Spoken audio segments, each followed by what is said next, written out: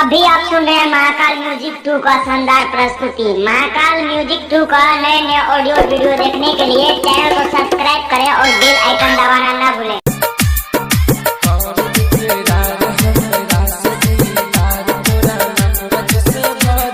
अभी आप सुन रहे हैं रुपेश राज का शानदार प्रस्तुति। परमानंदपुर रोड करजाई बाजार सुपौल। सुन के जान नहीं कर तू गुमान, कैसन छिप हो गई इंसान। सुन के जान नहीं कर तू गुमान, कैसन छिप हो गई इंसान। कर इकरार हमरा से दीदार, तोरा नफरत से भजे तो प्यार।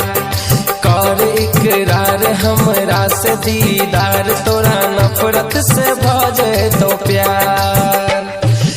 सुन के जान नहीं कर तू गुमान, कैसन छिप हो गई इंसान। कर इकरार हमरा से दीदार, तोरा नफरत से भजे तो प्यार। कर इकरार हमरा से दीदार, तोरा नफरत से भजे तो प्यार।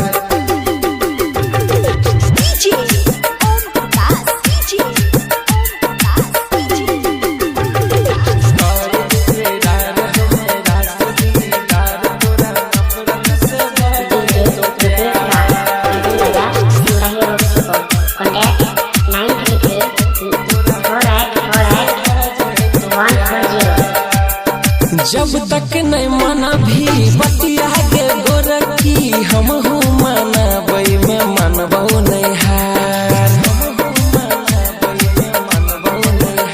गे। जब तक नहीं मना भी बतिया के गोरखी, हम हूँ मनाबई में मनबो नहीं हार।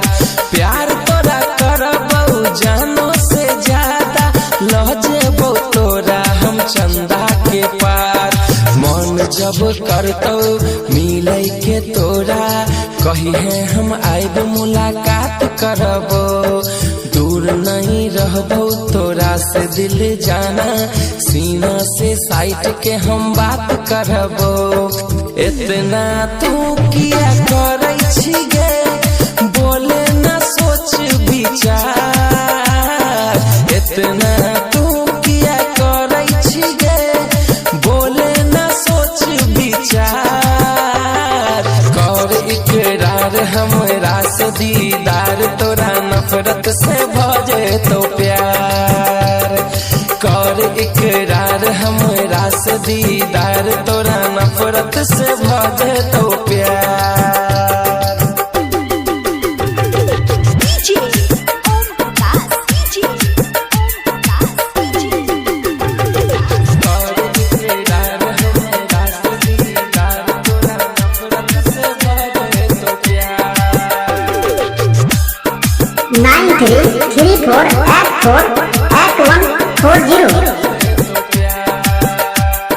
कुछो के तोरा कमी नहीं है तो करैत रहबो सबके जोगार।